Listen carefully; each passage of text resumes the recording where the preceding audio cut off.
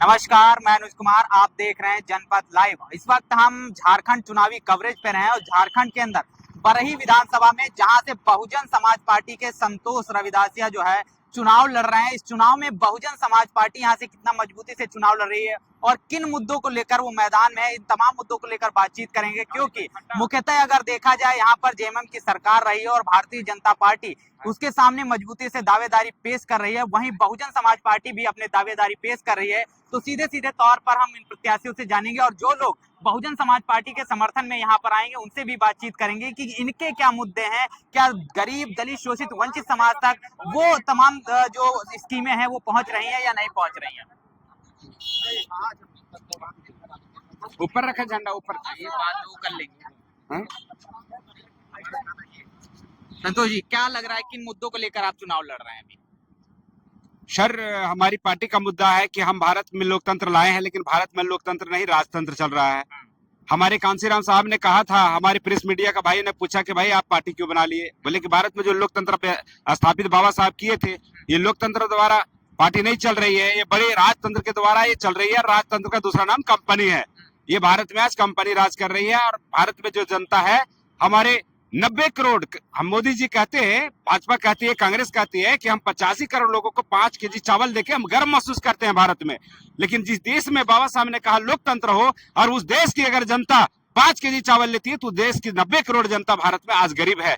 और खास करके इस देश में SC ST OBC और फॉरवर्ड समाज को जो उच्च जातियां हैं वो भी आज हमारा दलित और पिछड़ा किस तरह वो जिंदगी जीने में मजबूर है। और आज बहुजन समाज पार्टी आपके बीच में आई है और आपके बहुजन समाज पार्टी झारखंड में आपका देख रहे हैं कि झारखंड के राज्य में पूरे विश्व में भारत की धरती में भी धनी राज्य है। और ये आप भारत में देखिए कि पूरे झारखंड के लोग आज भुखमरी और जंगल झाड़ में मर जा रहे हैं। अभी थाली में उसका जो खाली है, उसके अनाज नहीं है, रोजगार नहीं है, व्यवस्था नहीं है उसकी जिंदगी जीने का। और इस तरह से हमारा जो भारत में जो है सो दोहन हो रहा है, न कपड़े हैं, न मकान है और न ही हमारे देश में इसका अभी कहीं भी अस्तित्व दिखता है। अभी यहाँ पर जो है देश के गृह मंत्री जो है तमाम चुनावी रैलियां कर रहे हैं और उनका कहना है कि अगर हम यहाँ से चुनाव जीतेंगे तो हम CAA लागू करेंगे। सर, आप सारे चीज लागू करिए, लेकिन भारत में समानता का कानून हो और बाबा साहब ने जो लिख दिया उसको लागू हो। हम भारत की एक नागरिक हैं। जब किसी भी देश में कोई भी बच्चा जिस देश में जन्म ले, तो हम भारत में जन्म लिया तो मैं भारत के एक नागरिक हूँ। नागरिकता भारत में किताब नहीं पढ़ा रहा है, भारत में बाबा साहब को किताब नागरिकता पढ़ा रहा था, अभी भारत सरकार नागरिकता की किताब नहीं पढ़ा रही है, इसलिए हमारे देश में नागरिकता का अर्थ को लोग नहीं जान रहे हैं। तमाम जो मौजूदा सरकार है, जेएमएम की सरकार है, तमाम स्कीमें चला रही हैं, तो चाहे लोन माफी की बात किया जाए, चाहे अबुआ आवास की बात किया जाए, गरीब समाज तक पहुंच रही है और उसकी बात की। तो इन मुद्दों के सामने आप बहुजन समाज पार्टी कैसे डिफेंड करेगी, उस शोषित वंचित समाज को अपने तक कैसे जोड़ के लेके आ पाएगी? हम देखते हैं कि हमारे समाज में जितने भी यहाँ आज बीजेपी एंड कांग्रेस है, भारत के संविधान को छोड़ दिया और हमारी क्षेत्रीय पार्टियां भी जो है, हमारी अभी शिबू सोरेन के यहाँ पर जेएमएम की सरकार है, लेकिन वो लोग संविधान आज तक पढ़े नहीं है, संविधान का मतलब जाने नहीं।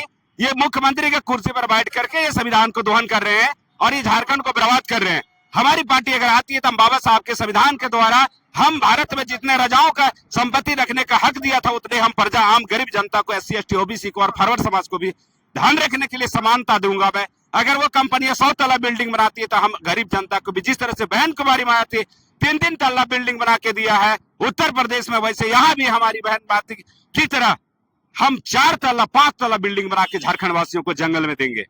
इस सीट पर आपको क्या समीकरण नजर आ रहे हैं जो आपके फेवर में जाते हुए नजर? इस सीट में सर बीजेपी एंड कांग्रेस से और जेएमएम से भी बहुत सारा तबाही से जनता उबारने चाहती है और बहुजन समाज पार्टी को इस लोकतंत्र में झारखंड प्रदेश में अपनी सरकार लाना चाहती है। इसलिए जनता ने हमको नोट वोट दे करके और इस देश में समानता लाने की काम कर रही है।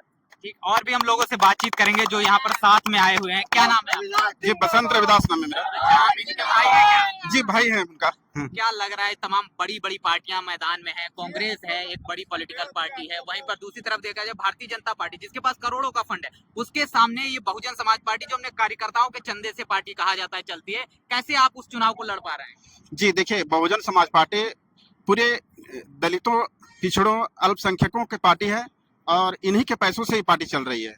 कांग्रेस एंड बीजेपी के कंपनी के लोग कंपनियों से पैसा लेकर पार्टी चलाते हैं और यहाँ पर SC ST और OBC अल्पसंख्यक मुस्लिम समाज के लोगों को झांसा देकर देश में मूर्ख बना रहे हैं। इसलिए तमाम जो राजनीतिक पार्टियां हैं ये लोक लुभावने तमाम वादे करती हैं कि चुनाव जीतने के बाद हम ये कर देंगे, आपको ये आवाज दे देंगे, ऐसा कर देंगे, ये स्कीम चला देंगे, 2500 इतना बेरोजगारी भत्ता देंगे, या जो महिलाओं को जो मिल रहा है उसको बढ़ा कर देंगे।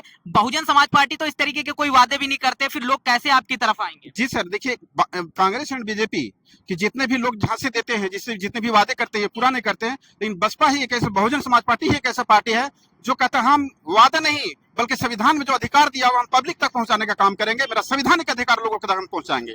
ये बहुजन समाज पार्टी के बात आपकी सही है, तमाम अधिकार बहुजन समाज पार्टी ने अपने शासन सत्ता में पहुंचाए भी, लेकिन लगातार जो बहुजन समाज पार्टी का जनाधार गिरा है उसको कैसे यहाँ पर आप रिकवरी करेंगे? जी ये जो बहुजन समाज को जो गिर रहा है, ये गिर नहीं रहा है, बल्कि यहाँ पर SC ST अल्पसंख्यक मुस्लिम समाज के लोग ये जागरूक हो रहे हैं, जाग रहे हैं, ये गिर नहीं रहा है, जहां तक जनाधार बढ़ रहा है।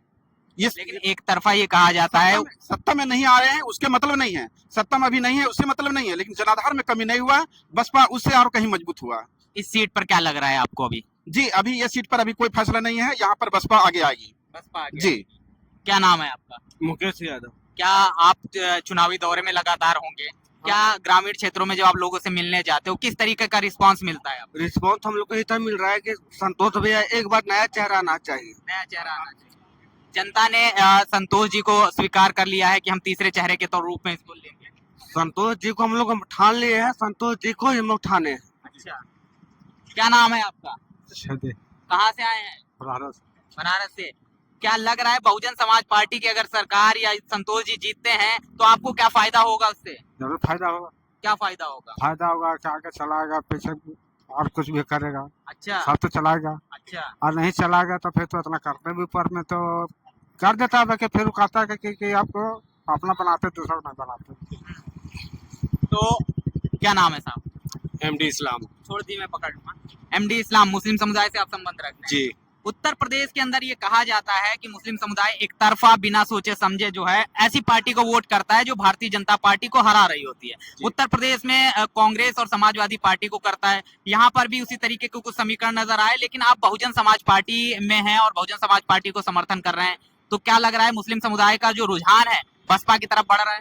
जी हाँ, बढ़ रहा है। हम लोग संतोष रविदास को पहचानते हैं। अच्छा। और मेरा गांव का है। हाँ। चाहे कुछ भी हो जाए, अच्छा। उन्हीं को वोट जाएगा। अच्छा जी।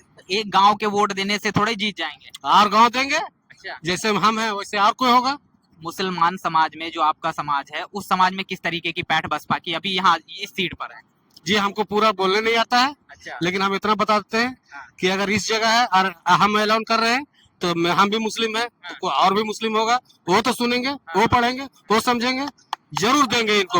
आप लोग अब बसपा की तरफ क्यों आ रहे हैं, क्या वजह है? हम लोग का बहुत कमजोरी है, कुछ नहीं हम लोग को मिल पा रहा है। कुछ नहीं मिल पा रहा है। अब वो आवाज जैसी योजनाएं चलाई गई, महिलाओं को पैसा दिया जा रहा है। नहीं, मेरा नाम से कहीं भी देख लीजिएगा, कोई पैसा उसा नहीं आ रहा, सिर्फ 5 किलो चावल आ रहा है। मोदी जी आ रहे हैं, कह रहे हैं तमाम घुसपैठिए घुस रहे हैं, वो गलत बोल रहे हैं, लेकिन निकालेंगे। अच्छा। तो जिस तरीके से हम यहाँ पर बातचीत कर रहे थे, बहुजन समाज पार्टी की ये तमाम कार्यकर्ता पदाधिकारी हैं, इधर महिलाएं भी हैं। क्या नाम है आपका? हेवंती देवी। आप भी बसपा के समर्थन में आई हैं? जी। क्या लग रहा है महिलाओं का समर्थन इस बार बसपा को मिल रहा है? पूरा तरह से मिलेगा, जैसा हम लोगों का सोच है, पूरा तरह से समर्थन हम लोग कर रहे हैं बसपा का। और जो योजना के तहत जो है हेमंत सोरेन जो पैसा दे रहे हैं आपको 1000 रुपए, जो ठीक है, तो पैसा दे रहे हैं तो उसके लिए हम नहीं कर रहे हैं, लेकिन जो हम लोगों का जो सिस्टम है, जो हम अपना बीएसपी को ही लेके हम लोग चलेंगे। अच्छा, बीएसपी। जी। बीएसपी ही क्यों? हम लोगों का क्या वजह है?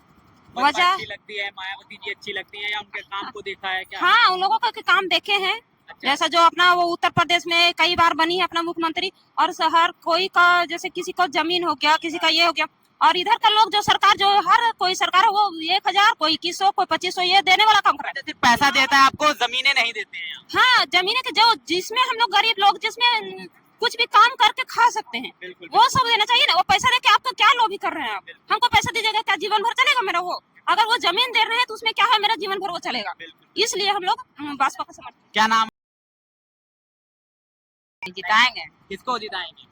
जिताएंगे, बहन जी का जिताएंगे। बहन जी को जिताएंगे। अच्छा, क्या नाम है आपका? उड़ुल देवी। क्या लग रहा है आप लोग? क्योंकि हम लोग का वो हर तरह से मतलब बढ़िया अच्छा करती है, इसलिए क्या क्या काम किया आपके समाज के लिए? पिछड़े जाति को उन लोग हर तरह से सपोर्ट करती हैं, इसलिए।